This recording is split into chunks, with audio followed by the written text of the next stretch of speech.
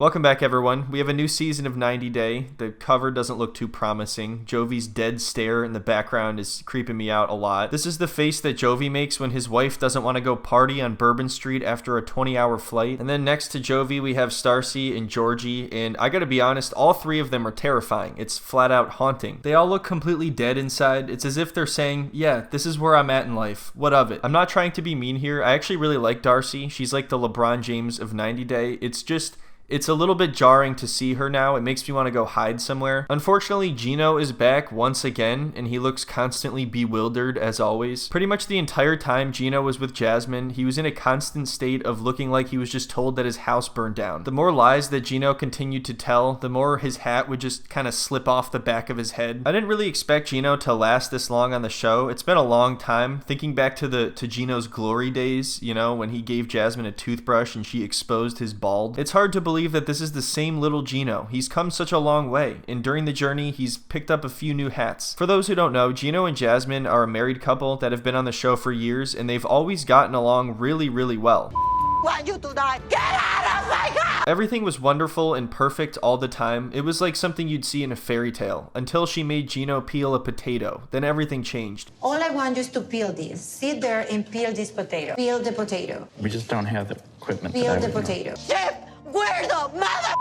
Long story short, their marriage fell apart and that potato never got peeled. But get this, during the season of Happily Ever After, they're actually in an open marriage, so I wonder how that's gonna go. If you've seen the tell-all for The Last Resort, then you probably already know how this went, but Happily Ever After was filmed 7 months before that. Jasmine has a new boyfriend, kind of, and Gino has a new girlfriend, sort of. Honestly, neither of them know what the hell is going on or what they're doing. In the first episode, Gino travels to Las Vegas to visit his new girlfriend, Natalie, and some people were quick to point out that Natalie kind of looks like Jasmine, although I don't really see it that much. Either way, I was wondering, what if the same thing happened with Natalie, and years into their marriage, she's like, you know what, Gino's just not doing it for me. We need an open relationship. And then it just keeps branching off forever as Gino continues to find new girlfriends and fail in his relationship and get his bald exposed. Why does this look like something that you would see in the thumbnail of a video about the dark web? Meanwhile, Jasmine is visiting her boyfriend, Matt, and we're supposed to believe that she and Gino are still in some kind of relationship here. Because Gino couldn't be intimate with me, I will have another person satisfy my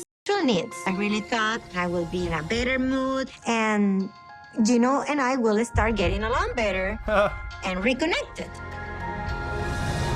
I was so wrong. I think it's pretty obvious to everyone that they need to just break up. There's no point in making this an open relationship. If that's not something you're deciding going into the relationship, if it's something that comes up way later on because of all sorts of different issues, there's a good chance you're doomed. Gino and Jasmine do not have an open relationship because it was something they were seeking out. They have one because their relationship has fallen apart. But instead of just breaking it off now, first they're gonna beat it to death and then break it off. Gino is at that stage where he's literally allowing his wife to be intimate with another man, and he's been doing this for some time. Check this out though, Gino has a new intro, so that's pretty cool. I've been heartbroken and sad, but I don't want to feel this way anymore.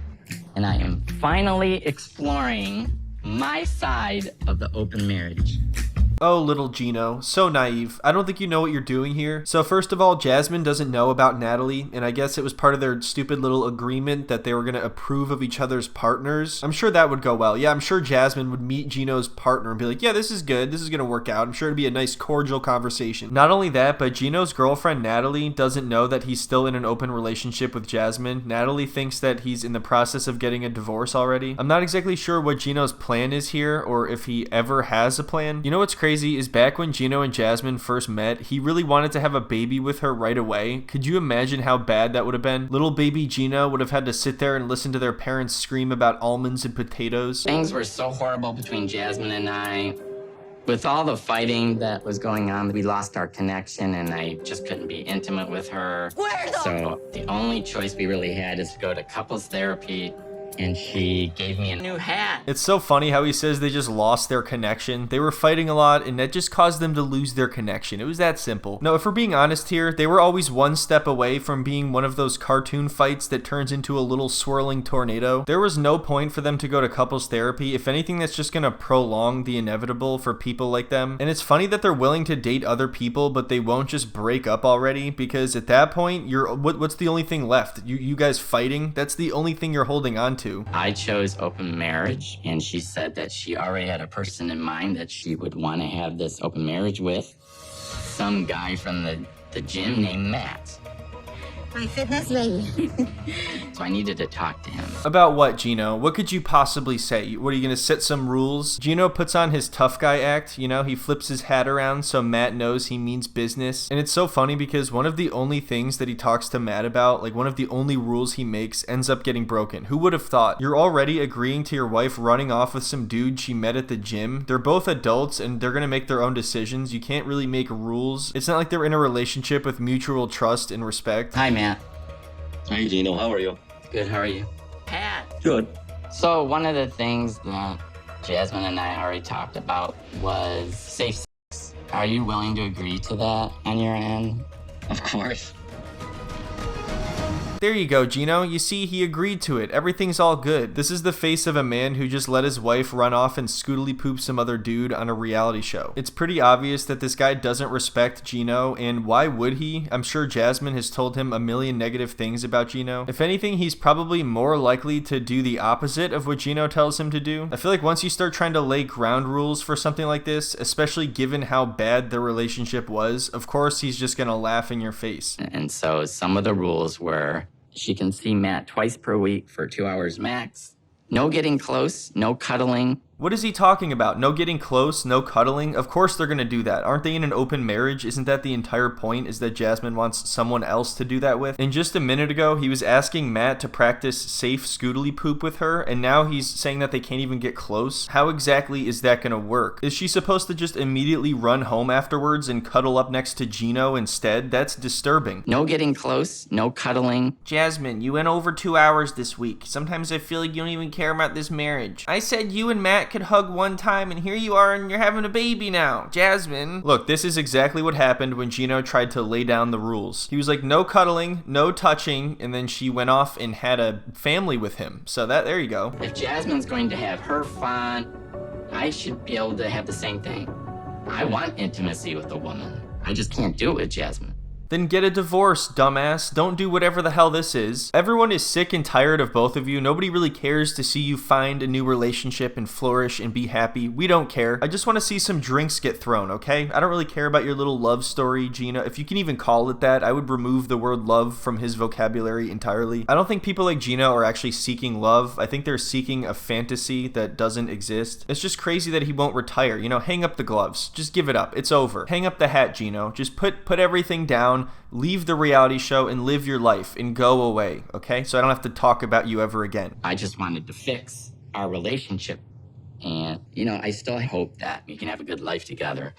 But I should have my needs met so I can be happy too. Isn't it kind of weird for him to put it that way? Because it seems like he's just using Natalie to satisfy his needs until he repairs his relationship with Jasmine, or that's his plan anyway. It would be one thing if he told her that up front and she was okay with it, but who would ever be okay with being Gino's friends with benefits while he fixes his marriage? That sounds like a nightmare. In fact, a lot of people think this woman is actually a plant and that she's not Gino's real girlfriend. Whether or not that's the case, I think it's hilarious that people's opinion of Gino is so low that they're in complete disbelief when this woman shows interest in him, especially for someone like her to get involved in this twisted situation. Even though she doesn't know that Gino's in an open marriage, just the fact that she knows he was with Jasmine at all and how poorly that relationship went should be bad enough. The thing about Gino that kind of made me attracted to him was the fact that he was a little on the nerdy side. He wasn't like this macho man, and so he seemed very safe. I'm not sure what she's talking about. Just because a guy isn't some macho man doesn't mean he's automatically going to be safe. Gino isn't some pushover nerd, okay? He's an athlete. He's a bocce ball player. He knows his way around the bocce field, the court, whatever you call it. The problem that I have with this show nowadays, that I think many other people have as well, is there are so many people on the show that are just clout chasing. So it's very difficult to tell if she's actually into Gino or if there's some ulterior motive here, and I'm going to go with the latter. So anyway, next, Jasmine breaks down crying to Matt about Gino, and Matt is definitely not interested. He's like, do I have to listen to this shit all day? I am confused. I don't know. I just know that I miss him and that he doesn't want to talk to me and that I don't know what he's doing. I don't know what the to do because I married this guy and I've been with him like for almost 5 years and I envision my life together with him. Look at him. He looks so emotionally invested. He really looks like he's here to support her through this. I think he's just upset because not only is there no Scoodly poop now, but he has to sit and listen to her talk about Gino and how she's still in love with him and wants to end up with him. Why would he want to hear that? Like, I know he probably wants to be a shoulder for her to cry on, but she's literally saying that she wants to end up with Gino still. So what does she want him to say exactly? Is his advice supposed to be to help her get back with Gino? Because obviously he doesn't want that. I don't know if he has stopped loving me already. I don't know what the is going on. And I feel like this open marriage just ruined everything.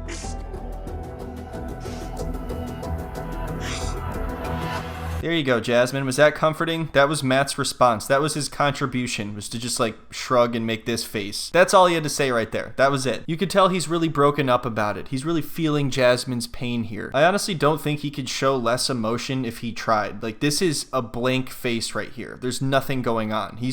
He's waiting for this moment to pass, and that's it. He represents the entire audience right here. We've all watched Jasmine cry about Gino for 5 years, and we're kind of just numb to it at this point. Our connection is really good. Yeah. Very fast. Like, this is day one. Yeah. This is like day one. I know.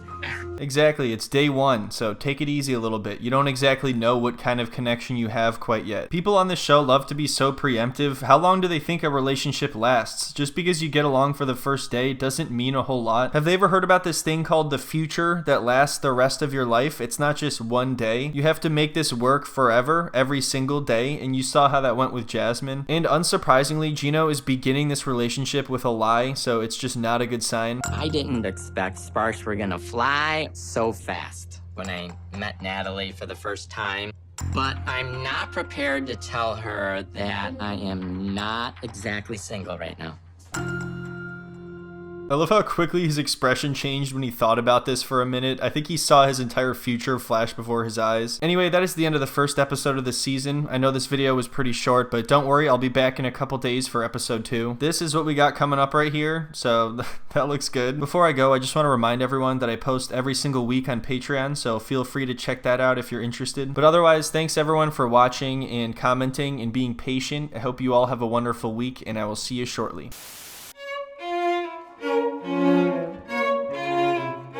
I'm so excited that you're here. I know, I'm so happy. We're gonna have so I was much nervous too. Like, Why? We talk so much. Where the? I wasn't in favor of an open marriage in the first place. I just wanted a new hat.